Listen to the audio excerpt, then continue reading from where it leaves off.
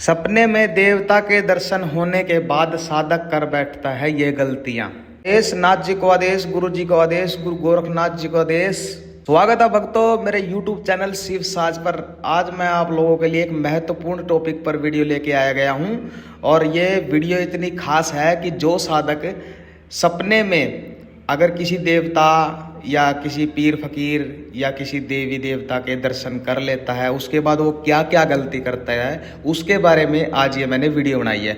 उससे पहले अगर आप चैनल पे नए आए हैं तो चैनल को सब्सक्राइब जरूर कर लीजिए। सबसे पहले हम जान लेते हैं कि किस साधक को देवी या देवता सपने में अपने दर्शन देते हैं। देखिए, जो साधक सुच्चा होके, जो साधक नियम से मंत्र जाप करता है, माला जाप करता है या नियम से आसन पर बैठकर ध्यान लगाता है अपने किसी भी इष्ट देवता की, चाहे वो कोई भी देवता हो या देवी हो, पीर हो, फकीर हो और नाना प्रकार के जो भी हैं, तो सभी शक्ति का अगर वो पूजा पाठ करता है तो अगर उसको सपने में वो दर्शन दे देते हैं तो उसमें क्या रीज़न होता है, वो उनकी भक्ति से प्रसन्न होते हैं, उसके जाप से प्रसन्न होते हैं, उसके ध्यान से प्रसन्न होके वो उसको सपने में राह दिखाते हैं और उस साधक को अपना जो मंत्र है, बीज मंत्र है और जो उनके रास्ते होते हैं साधक के, वो भी खोलते हैं और वो बता के भी जाते हैं, अपने बारे में बता के जाते हैं और एक दो का मंत्र उसको जरूर मिलता है और वो खुद भी बोल के जाते हैं कि ये मंत्र आप पढ़ लोगे तो मैं तुरंत आपके सपने में हाजिर हो जाऊंगा। ये अनुभव से लगभग सभी के साथ जो होता है, जो सच्चा साधक होता है। सच्चे साधक की पहचान ही यही होती है कि वो विश्वास के साथ भक्ति करता है, निष्ठावान होता है और धैर्य रखता है, शांति से नियम से अपनी साधना करता है और नियम से पूजा पाठ करता है, नियम से जाप मंत्र करता है और परहेज करता है, विश्वास रखता है, सबसे बड़ी आस्था रखता है अपने इष्ट के ऊपर, चाहे वो कोई भी देवता हो। और इसी कारण से देवताओं और साधक के बीच में एक कनेक्शन जुड़ जाता है और उस कनेक्शन के जरिए ही वो साधक को सपने में दर्शन दे देते हैं। और जिस साधक की भी साधना थोड़ी सी भी अधूरी रह गई है या थोड़ी सी मतलब जो संकल्प लिया था साधना का वो टूट जाता है, तो ऐसा होता है कि साधक के सपने में देवता दर्शन जरूर देते हैं लेकिन वो धुंधलापन सा महसूस होता है कि वो मतलब अपने प्रत्यक्ष रूप में उनको दर्शन नहीं देते, वो अलग ही हिसाब से अलग ही रूप में उनको दर्शन देते हैं। इसलिए साधक समझ नहीं पाता कि मेरे को किस देवता के दर्शन हुए हैं। ये भी बहुत बड़ी बात है। इसलिए अगर संकल्प लेके अगर साधना करते हैं तो कभी भी संकल्प तोड़ना नहीं चाहिए या तो संकल्प नहीं लेना चाहिए। आप निसंकल्प भी आप साधना कर सकते हैं, उससे भी देवता बिल्कुल मतलब प्रत्यक्ष रूप से आपको दर्शन देंगे और सपने में अपना पूर्ण रास्ता बताएंगे। भाई ये मेरा ये रास्ता है, ये मंत्र जाप या नाम जाप है मेरे तक आने का। तो साधक देवता के बताए हुए अगर मंत्र जाप से या नाम जाप से अगर चलता है, अगर उनके नियम के हिसाब से चलता है तो बहुत जल्दी पा लेता है साधक साधना में और आगे भी निकल जाता है। सिद्धि प्राप्त भी उसी वक्त ही होती है जब देवता अपना रास्ता खुद बताए।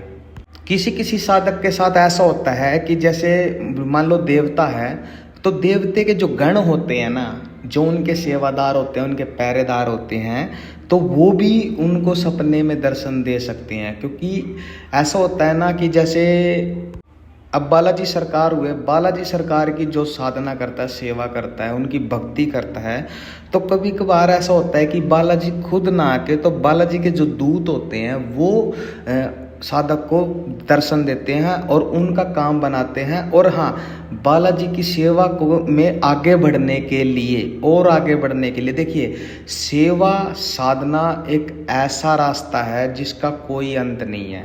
ये मतलब ये ऐसा रास्ता है कि अगर साधक चलता जाएगा लेकिन ये रास्ता कभी ख़त्म नहीं होता, ये रास्ता चलता ही रहता है।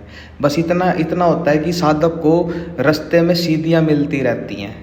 भाई आज वो सिद्धि मिल गई, आज मेरे को वाक सिद्धि मिल गई, आज मेरे को मतलब पूछा देने की सिद्धि मिल गई, आज मेरे को भूत प्रेत वश में करने की सिद्धि मिल गई। मतलब अलग अलग सिस्टम की सिद्धियाँ मिलती रहती हैं। तो इसलिए मैं ये बता रहा हूँ कि जो दूत होते हैं वो भी कभी किसी साधक को दर्शन जरूर देते हैं। उनका राह खोलते हैं और उनके जो कार्य हैं वो पूरे करते हैं। अब बात कर लेते हैं, अगर साधक को सपने में दर्शन हुए हैं तो वो मतलब उसको क्या नहीं करना चाहिए। सबसे पहली बात यह है कि साधक को अगर सपने में दर्शन हो गए हैं किसी भी शक्ति के, सबसे पहले उसको उस बात को वहीं पर रखना चाहिए। पर एक राज होता है ये, और उस राज को राज ही रखना चाहिए, ये किसी के आगे भी बताना नहीं चाहिए। कोई साधक बता भी देता है, गलती से अगर बता भी देता है तो दूसरी बारी ये गलती नहीं करनी चाहिए बिल्कुल भी। मतलब ये है ना, एक गुप्त रहस्य है। और जब अगर 1-2 बारी या 3 बारी साधक बता देता है कि मेरे को ऐसे ऐसे मेरे देवता ने ऐसे ऐसे मेरे को दर्शन दिए, तो उससे क्या होगा, उसको कभी सपने में दर्शन होंगे ही नहीं। वो देवी देवता उनसे क्या होते हैं, वो पीछे हट जाते हैं, वो बिल्कुल दर्शन देने बंद कर देते हैं सपने में। और तो और उनके जो गण होते हैं और जो उनके दूत होते हैं वो भी बिल्कुल भी दर्शन नहीं देते।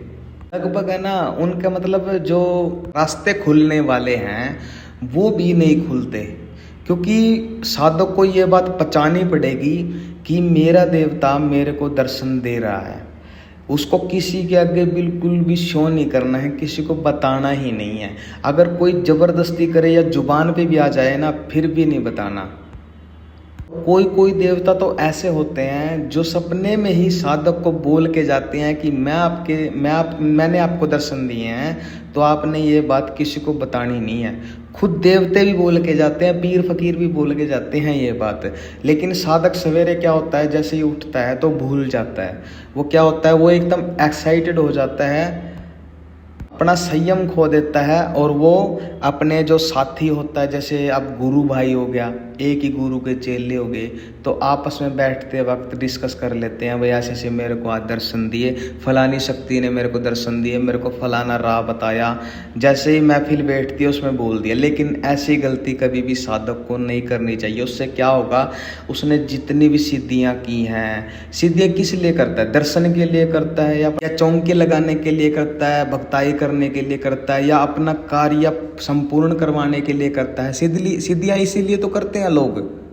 आज के टाइम की बात है, ये कलयुग के टाइम की बात है, क्योंकि साधक भी स्वार्थी हो चुका है लगभग। और जो साधक निस्वार्थ होके, बिल्कुल निस्वार्थ होके, उसको किसी चीज़ की कोई वो नहीं है, मतलब उसको अपने देवता से कुछ नहीं चाहिए, सिर्फ उनकी वो दर्शन के लिए मात्र वो साधना कर रहा है, तो उसको क्या होगा, उसका रिजल्ट थोड़ा अलग है। पहली बात तो जो निस्वार्थ सेवा भाव से जो साधना करता है, उसका जो रवैया होता है वो बिल्कुल ही चेंज हो जाएगा, वो बिल्कुल उसमें लीन हो जाएगा। अगर वो 70 बात भी बोल देगा ना, भाई मेरे को दर्शन दिए, मेरे को दर्शन दिए, तो भी है ना, क्योंकि वो लीन है, वो उसको इतना विश्वास है, वो निस्वार्थ है, तब इस चीज़ को मानता है, हाँ ये मेरे पे अटूट विश्वास करता है, और ये है ना, इसको कोई स्वार्थ नहीं है, तो देवता भी उसको दर्शन जरूर देंगे, इसमें कोई संशय नहीं है। अब बात करते हैं, साधक को जो सपने में मंत्र मिलता है, उस मंत्र को तो बिल्कुल गुप्त रखना चाहिए, क्योंकि अब हो सके तो उस मंत्र को याद ही रखिए सपने में। पहली बात तो सपनों पे किसी का बस नहीं होता। सपने में आद्याना ऐसा होता है, अगर साधक की थोड़ी सी भी गलती है, अगर साधक ने अपनी साधना में थोड़ा सा भी मतलब विश्वास डगमगाया है अपना, तो अगर मंत्र मिलेगा तो वो उलझे पुलझे अक्षरों का मिलेगा। और जो सच्चा साधक होता है बिल्कुल निस्वार्थ, उसको वो बिल्कुल क्लियर सुनाई देगा, भाई ये मंत्र है, ये मेरे को बुलाने का मंत्र है। देवता इस बात का आभास कर देता है, और उसको पूरा याद भी रहता है सवेरे तक। तो सिद्धि ऐसे ही प्राप्त होती है। इसलिए कभी भी सपने में कोई भी साधक को सपने में अगर दर्शन मिल रहे हैं देवी या देवता के किसी भी चीज़ के, तो इसलिए बताना नहीं चाहिए किसी को भी। कोई मंत्र मिल रहा है, कोई पाठ मिल रहा है, भूल कर भी ना बताएं। अगर वीडियो अच्छा लगा हो तो चैनल को सब्सक्राइब कर लो, लाइक कर दो, शेयर कर दो, शेयर दबा के कर दो। मिलेंगे अगली वीडियो में, कल ही मिलेंगे। ओम शिव गोरक्ष, जय शिव गोरक्ष। आदेश नाथ जी को आदेश, गुरु जी को आदेश।